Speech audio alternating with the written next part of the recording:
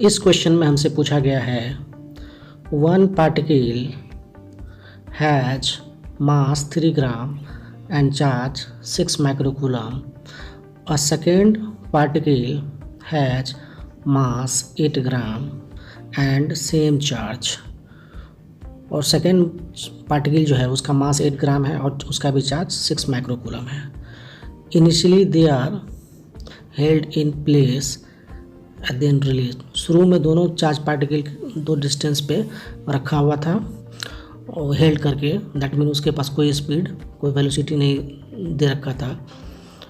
उसके बाद जब उनके बीच का सेपरेशन, क्योंकि दोनों सेम चार्ज है तो दोनों के बीच में रिपल्सन होगा तो दोनों एक दूसरे से दूर जाएगा। जब दोनों के बीच का सेपरेशन बढ़कर 0.16 मीटर हो जाता है तब 3 ग्राम वाले चार्ज मास वाले चार्ज का स्पीड जो है वो 160 मीटर पर सेकेंड है। तो हमसे पूछा जा रहा है जो इनिशियली दोनों चार्ज कितना डिस्टेंस पे सेपरेट था, तो हमको उसको निकालना है। चलिए क्वेश्चन को फिगर आउट करके समझाते हैं। हमारे पास दो चार्जेस था, मान लेते हैं पहला चार्ज Q1 है तो इसका चार्ज Q हो जाएगा क्योंकि दोनों का चार्ज सेम है, और दूसरा चार्ज Q2 है तो इसका भी चार्ज Q हो जाएगा, और दोनों के बीच का जो सेपरेशन है वो हमको निकालना है। मान लेते हैं वो सेपरेशन R1 है, इसका मास 3 ग्राम है और इसका मास 8 ग्राम है। तो जब ये हेल्ड था दोनों एक दूसरे से को कुछ डिस्टेंस पर रोक के रखा हुआ था तो इसके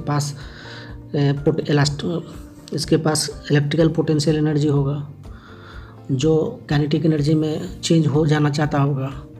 जब इसको रिलीज करेंगे तो ये सेपरेशन इंक्रीज कर जाएगा, और ये सेपरेशन इंक्रीज करके 0.16 मीटर का जब होता है तो 3 ग्राम वाले चार्ज का फाइनल वेलोसिटी वो हो जाता है 160 मीटर पर सेकेंड। 160 मीटर पर सेकेंड। इनिशियली दोनों का इनिशियल वेलोसिटी 0 था, इसका भी इनिशियल वेलोसिटी 0 था, और इसका ये फाइनल वेलोसिटी v2 जो है ये हमको नहीं दे रखा है। तो इसको निकालना है, हमको R1 निकालना है, उससे पहले हमको v2 निकालना पड़ेगा।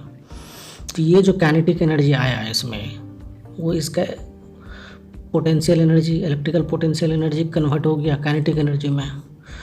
और क्योंकि mechanical energy conservative force field में क्या होता है, कंजर्व रहता है, कांस्टेंट रहता है। इलेक्ट्रिक फील्ड भी क्या है, कंजर्वेटिव फोर्स फील्ड है।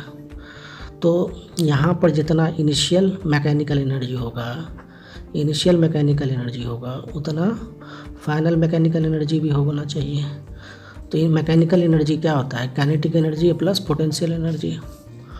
तो काइनेटिक एनर्जी तो पहले शुरू में क्या था, इसके पास 0 था, और potential energy, electric potential energy था इसके पास इस सिचुएशन में। और इस सिचुएशन में दोनों एनर्जी होगा, काइनेटिक एनर्जी भी होगा और पोटेंशियल एनर्जी भी होगा, क्योंकि सेपरेशन है और चार्ज है तो इसके बीच में पोटेंशियल एनर्जी होगा। और ये मोशन करने लगा है, पहले 0 था स्पीड, काइनेटिक एनर्जी 0 था, लेकिन अब ये मोशन करने लगा तो इसके पास काइनेटिक एनर्जी भी होगा और पोटेंशियल एनर्जी भी होगा।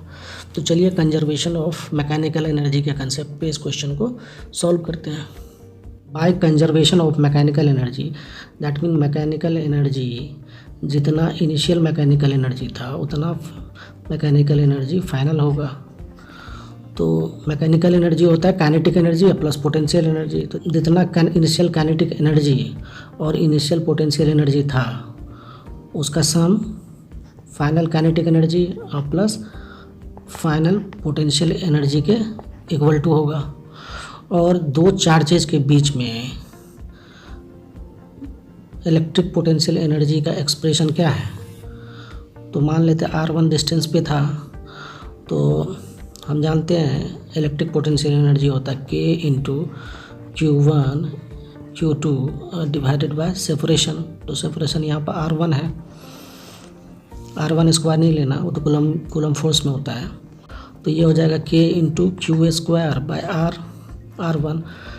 Q स्क्वायर क्यों, क्योंकि Q1 जितना था उतना Q2 था, तो मान लिया Q जो कि 6 माइक्रोकूलम है। तो electric potential energy KQ square by R1 हो गया। और इनिशियल काइनेटिक एनर्जी 0 है क्योंकि दोनों रेस्ट में था, और हमको फाइनल काइनेटिक एनर्जी निकालना है और फाइनल इलेक्ट्रिक पोटेंशियल एनर्जी निकालना है।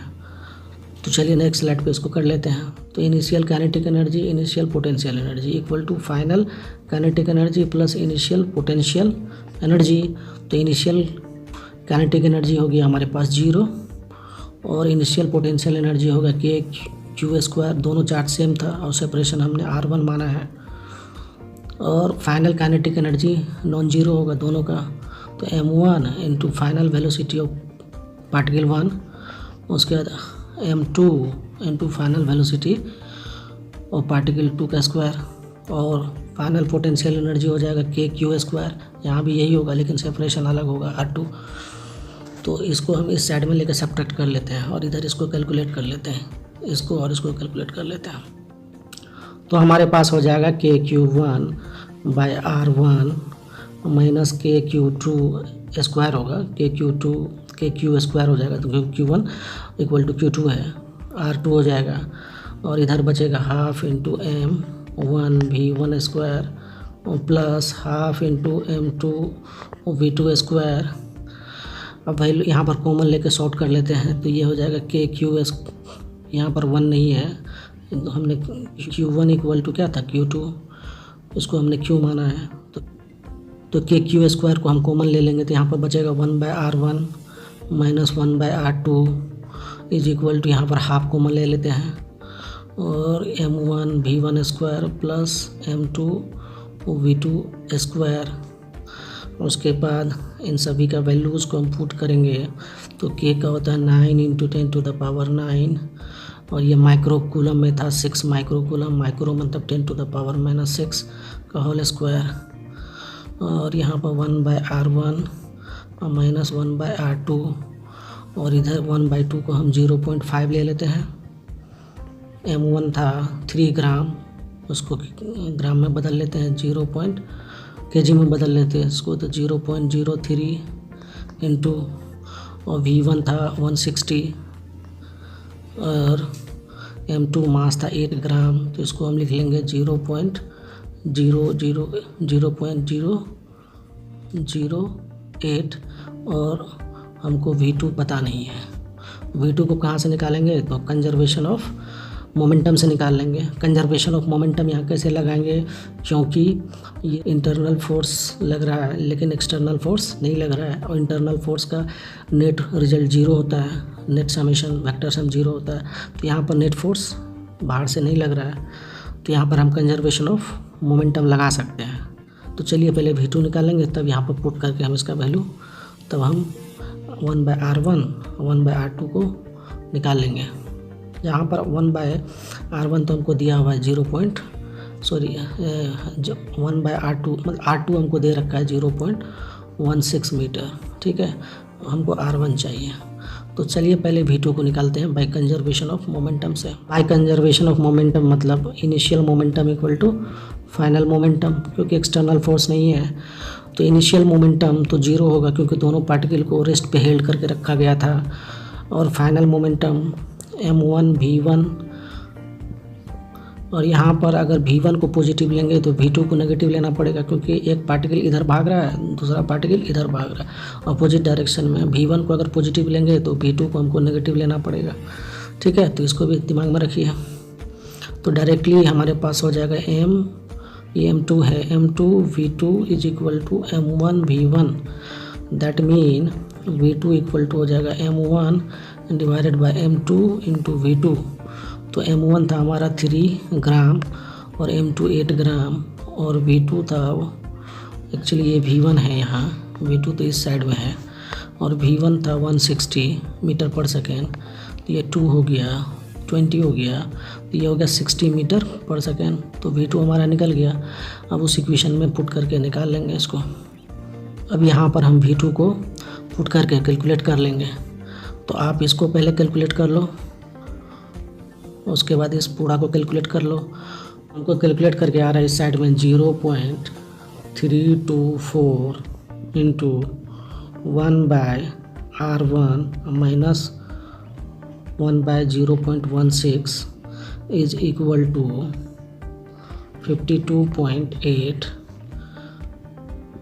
अगर हम 0.324 को उस साइड भेज दें तो हमको कितना हो जाएगा, 1/r1 minus 1/0.16 is equal to 52.8 divided by 0.324।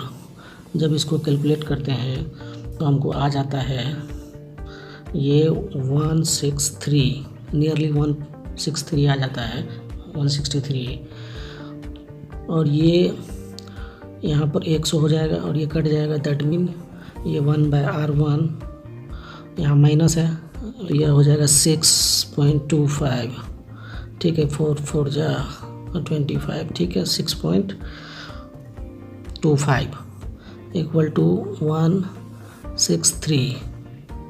उसके बाद जब इसको हम कैलकुलेट करेंगे तो 1/r1 ये इसको इस तरफ भेज देते हैं, ये हो जाएगा 6.25 को जब कैलकुलेट करते हैं तो हमको नियरली कितना आता है, 179 आ रहा है। अब r1 को इधर ले आते हैं, 169 को इसमें डिवाइड कर देते हैं तो हो जाएगा 1/r1 इज इक्वल टू 169 और r1 is equal to 1 divided by 169 that is equal to 0.0059 metre. अगर इसको सेंटीमीटर में करें तो 100 से इंटू करेंगे तो 0.59 centimetre. That mean initial separation of two charges particle was r1 is equal to 0.59 centimetre.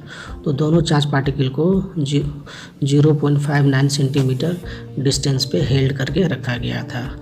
जब रिलीज किया तो उसके पास काइनेटिक एनर्जी आ गया। तो यही आंसर है इसके, तो यही है इसका आंसर।